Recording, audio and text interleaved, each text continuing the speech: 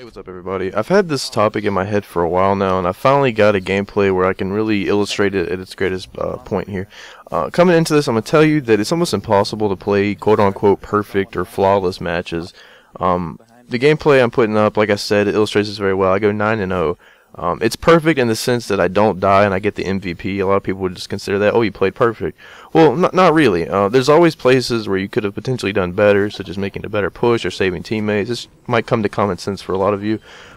It's especially should be almost impossible to get perfect matches in competitive because the skill gap between players is a lot lower. Someone on their team would have to make a terrible mistake, or there would have to be some sort of strategical flaw or a high success on your team. I feel like I've played perfect rounds where I feel like, yes, I could have not played that any better than I just did. Basically, it's executed to the best of my ability that I currently have.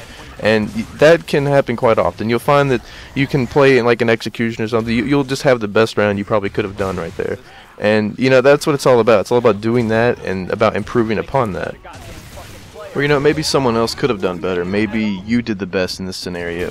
There's all kinds of circumstances. Without the ability to predict the future, in a sense, it's impossible to play perfect or flawless in the thought that there's not a single mistake and that it's done as fast and efficiently as possible. This is why I like competitive gaming, because there's always room to improve, and going against an enemy that's also improving is sort of like an endless cycle. There's something called like the Red Queen hypothesis or something like that. It's basically about this round and around continuous battle of trying to surpass each other, getting better. I think it's mostly related to like, since I'm a biology major, so I have to talk about this stuff sometimes. It's like the battle of medicine against illness and disease. You know, as medicine gets better, you know, the diseases are going to become more non-susceptible to that medicine. So it's just an endless cycle. You know, you're about as likely to play perfect games back to back over and over again as likely as it is for us to cure every disease, and that's just not going to happen. So yeah, what I'm saying here is that you'll never be the perfect player. That's never going to happen. Yeah, so maybe you'll have a few perfect rounds, matches. Maybe you'll get one. But if you're playing against people who you should be playing against, that's really just not going to happen. But don't take this as discouraging. It's really meant to just encourage you, to show you that there is room to improve upon, no matter who you are. So, you know, even if there's something that I can't offer you, you know, you have to realize that there is something that you do need to learn out there. You know, people really love to think that they're the best and they just can't get any better. Why do I even bother? But there's definitely always ways to improve. You could get faster, more efficient. You know, that's why on games like, I'll just use this as an example, like games like Sonic, like they have multiple playthroughs for different things, like a speed run, or, you know, going without losing any rings, getting the most rings, those kinds of things. You can always improve upon that. I mean, even the world records, I mean, I'm sure there's got to be one little thing you could have done better. So yeah, that's all I'm just trying to get out there.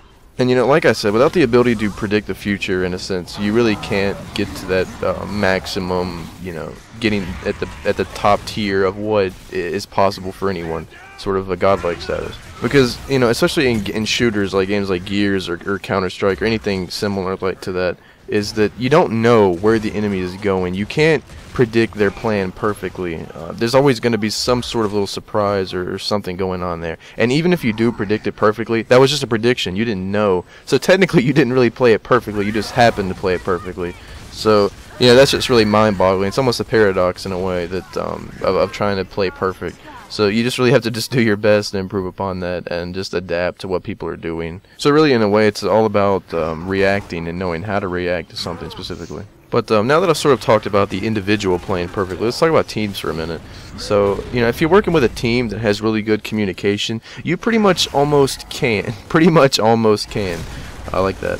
Predict what the enemy's going to be doing, because in games like Counter-Strike, there's sort of like when maps start and everyone's sort of going to their little areas. You know, if you work together and communicate well enough, you can tell each other where the enemies are, and you can sort of really get in your head. Especially this is why callouts are invented, because it really adds to I mean, it's the core of strategy is knowing where your enemy is. So, and without the ability to predict the future, it's going to be really key to being able to be successful in the match. But, you know, some of you are coming in here with different ways to define playing perfect. I've sort of got the top-all sort of philosopher look at being perfect, sort of analyzing perfect for what it insinuates, really. So, you know, it's really all about you know, your perception of what perfect or flawless is. Maybe this gameplay here was flawless to you in my singleness because I went 9-0. Maybe to you it wasn't perfect at all because I made several mistakes that we could have done better. You know, maybe it's just sort of in between with you. You don't really know what you want to define perfect as. And, you know, maybe this video helped you define it a little more, or maybe it gave you a whole new perspective, or maybe you're just getting thrown into random thoughts here and you don't really know what you think is perfect. But I'll tell you mine. You've sort of gotten into this so far, is that we really can't reach perfect or flawless, but we can sort of get to this best of our ability sort of thing. That's what I'm thinking of as perfect, because you can think of perfect on the individual scale, and you can think of perfect as sort of like the unlimited universal scale. And we really can't reach that, not being gods or sort of oracles of the future. So that's it's not really going to happen. But you can get to the top of your ability and play to that, and sort of just win the match in the best of your ability, and just trying to see how well you can perform in it. I'll get back to the gameplay itself for a minute. One thing you'll notice for sure is that I was really trying to avoid death in that second round. I feel like I can't remember if I got a few kills stolen or if I stole any. So maybe that was a factor in why I got so many kills, or maybe not so many. And so I can't really remember. This was about a week ago. So just bear with me here, as I'm a little ignorant towards that statement.